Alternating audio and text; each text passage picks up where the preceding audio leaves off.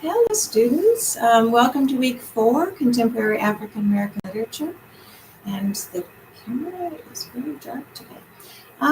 So I've been enjoying reading your responses to Richard Wright, Gwendolyn Brooks, Anne Petrie, and Margaret Walker. And I'm going to post some samples later of especially good ones, and maybe if I have any expression comments, I'll post those too. Let me see if I can get this a little bit lighter, understanding that we're live. You just have to watch all the mess-ups I do here. Okay. All right. So this week you're going to read an excerpt, and you might already have read an excerpt from Ralph Ellison's Invisible Man, and later in the week 2 short pieces by James Baldwin. So they were writing in the 30s, 40s, 50s, writing in the late 40s, 50s, 60s, 70s. Okay. So I've posted your response for Ellison. It's going to be due Thursday night, and the Baldwin response will be due on Saturday night. And remember, you can always turn in responses early, never a problem.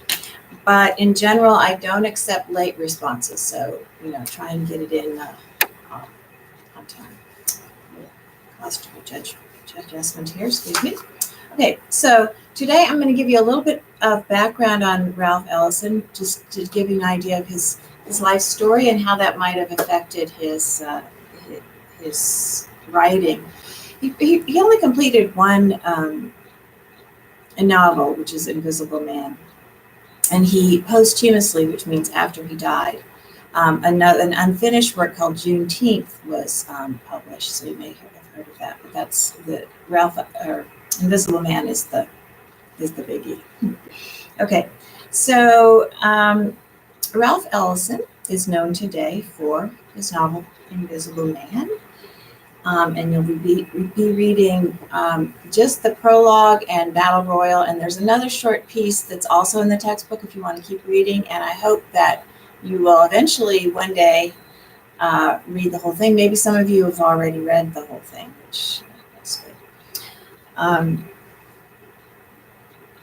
So the reason I'm giving you till Thursday is some of the passages are a little complicated, and it's a very weird, and I think you'll find entertaining and also horrifying excerpt. The whole novel is that way. It's so brilliant. Okay, so Ralph Ellison was born in Oklahoma in 1914, and back the Oklahoma in those days was really almost a frontier town, not in the sense of the wild, wild west, but it just wasn't that heavily settled, and it had only become a state in 1907, I think it was. Yeah. So Ellison's father died when he was 3, so his mother raised him and his brother on her own. And they lived in a house on the church grounds, and she was a house cleaner for white families. So she would bring home records. Back then they had, the vinyl records and books and magazines for him to read. And he really got interested in reading, and he said he wrote an autobiographical piece sometime later when he was a famous writer. And he says, you might say that my environment was extended by these slender threads into the worlds of white families. These magazines and recordings spoke to me of a life that was broader and more interesting. And although it was not really a part of my life, I never thought that they were not for me because I happened to be a Negro. They were things which spoke of a world which I could someday make my own. And he did, in fact, make this world his own. He just went out and got it. By the way, Negro, I think I said this when we were talking about Richard Wright, but Negro sounds very old-fashioned today, but it was the accepted term at that time. So Ellison studied music at the Frederick Douglass School in Oklahoma. It would have been the equivalent of a high school performing arts school, I suppose. And then he went to the Tuskegee Institute in Alabama, which is a college, and he was going to study, I believe, the trumpet, but he was a brass instrument player. And because Tuskegee, I always mess that one up. It's a hard word to say. Was founded by Booker T. Washington. Many of you will have heard of him. And you'll see references to Washington in Invisible Man. In fact, that's one of the questions that you're going to be talking about is what you think he thought of Booker T. Washington and what his influence was on the character. So sometimes I'll ask you what you thought the writer thought, but you'll have to interpret that through what the narrator says. And sometimes you get the idea that the narrator is saying something that the author doesn't believe. So sometimes it's really hard to piece out. So we'll see what you guys think of that. Okay, so he went to Tuskegee as a musician, and he went, he took music classes, and then he took an English class, wise decision, and he got really interested in writing and reading writers of the time. He also took up sculpture. He was quite the Renaissance man, which means that he was interested in all kinds of things and got pretty good at them. So he left after his junior year, and he went up to Harlem in New York and decided, let's see what I can do to be a writer myself, to be an artist. And okay, so this is in 1936 in New York City during the Harlem Renaissance, which many of you have heard of. I think I talked about that in terms of Wright last time. It was right in the middle of this huge artistic boom. All kinds of stuff was happening. He met all kinds of famous writers and musicians. I guess he was quite an outgoing guy, which you'll have to see what you think of the character in The Invisible Man. Maybe not the same kind of character. So you have to always separate the narrator of a story or the speaker of a poem from the writer himself or herself and the poet. Okay, but anyway, he met the philosopher Alan Locke, the writer and musician Langston Hughes, and also Richard Wright, we know all about by now. And he and Wright got to be especially good friends, and Wright was about 9 years older, and he became Ellison's mentor. So this was in the mid-1930s, and the country is in, as many of you know, the Great Depression. There was no work for anyone. The stock market had collapsed. People were standing in bread lines. It was tough going. However, he was friends with Ralph Ellison. And Ralph Ellison. I'm talking about Ralph Ellison. Ralph Ellison was friends with Richard Wright, who wasn't made of money either, but he had a lot of influence, and so Ralph Ellison set him up with a job with this program called the Federal Writers Project. He said, this is a great writer, you guys need to hire him. So he got a job there. And so the Federal Writers Project was a federally funded program during the Great Depression, in which the government was trying to help out of work writers and teachers and historians, I suppose. So he got, so they set up this project where these writers across the country would write segments for a guidebook to America, essentially discussing the landscape, the scenic value, and the history and the culture of America.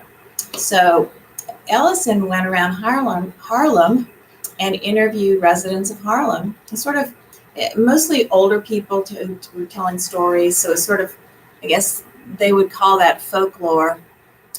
And folklore is a problematic term because it sort of makes the people telling stories not as important because they're just telling stories, oral stories. But we'll get into the folklore issue later. So anyway, he got a lot of experience as a reporter and a writer doing that. And by the way, his pay was $103 a month, but this was 1936. So I looked up this little scale where you can see how much that. So that would be, in today's dollars, that would be $1,365.40 a month today. So that works out to $11.76 an hour if you're working full time.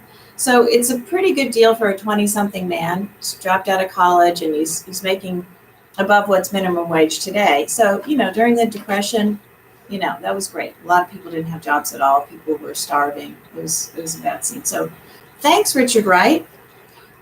So anyway, so this really helped him develop his skills, and he worked with the Federal Workers Project until 1939, when the World War II started, and wars tend to improve the economy because suddenly everyone has a job. People are selling stuff to support the war. A lot of industry is finally able to get rolling again. So the Depression is over. It's 1939, but of course, it's still a rough time for African Americans. And Ellison was thinking about joining the military, or would have been drafted. But in 1943, at this time, they had a segregated army, and Ellison didn't think much of that. So he, instead of getting drafted or joining the regular military, he joined the Merchant Marine, which supplies goods to the military. In 1943, he didn't want to join the regular military, and he worked with that for a couple of years. And then in 1945, he was writing all this time, of course, and he wrote down, "I am an invisible man." And he looked at that and they go, garbage. And he balled it up. He's got to throw it away. And then he thought, well, what kind of a soul, what kind of a person would say such a thing about themselves, and why? What factors might have contributed to him saying this and believing that he is an invisible person? And so he started thinking about that, and this was the start of his novel, Invisible Man. So Invisible Man was published 7 years later in 1952, and the critics loved it.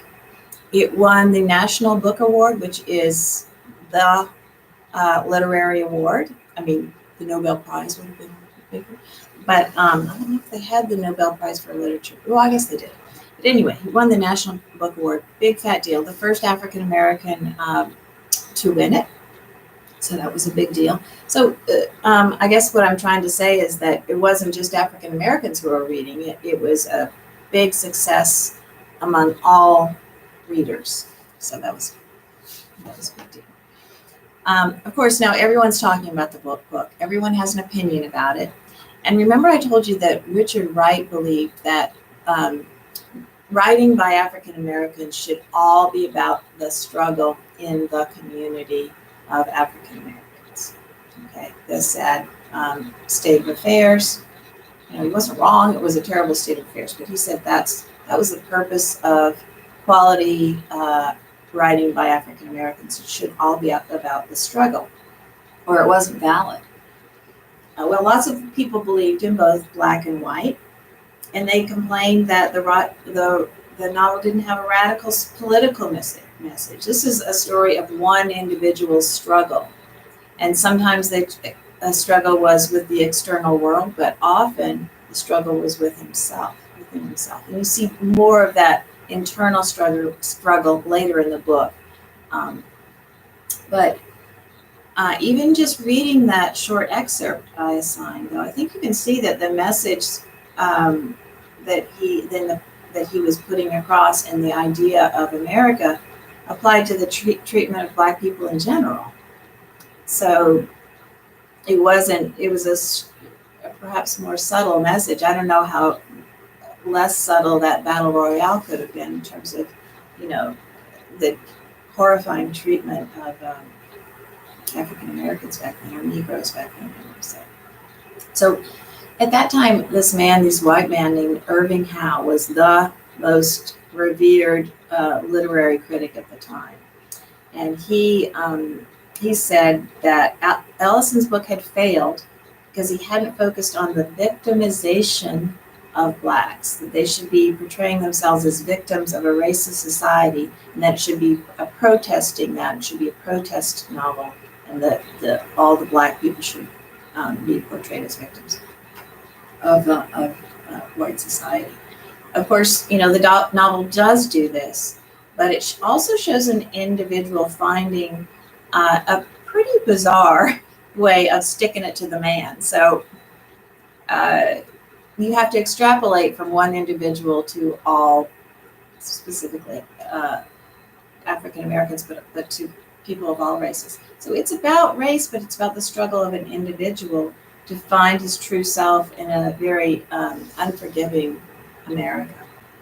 So the textbook says in the introduction to Ralph Ellison, the question the novel asks is, what is the value of self-knowledge? So you can see it's a more universal question than what is the state of African American people in America. And so I think I've run that one into the ground. You get the idea. So Ellison called Howe out on this, and he said artists shouldn't be pigeonholed. They shouldn't be limited by race, which seems obvious today. That's what everyone says. But you still see, look, we're in a class for African American literature, so it's still being pigeonholed. Although, of course, African American writers are also taught in American literature classes, always. So anyway, I hope you'll enjoy and be horrified and be inspired by The Invisible Man. And I hope that one day all of you will read the whole novel if you haven't. It's just a phenomenal piece of art and well worth the time. And that's all for today. And enjoy. And I'll be either posting something about James Baldwin, or maybe I'll do another video. And I hope that the other video won't look as scary as this one does. I don't know. It's a little weird today, very dark. It looks like I haven't slept in 10 years, which I really did. So I'll see you next time. Enjoy The Invisible Man. Okay, here we go.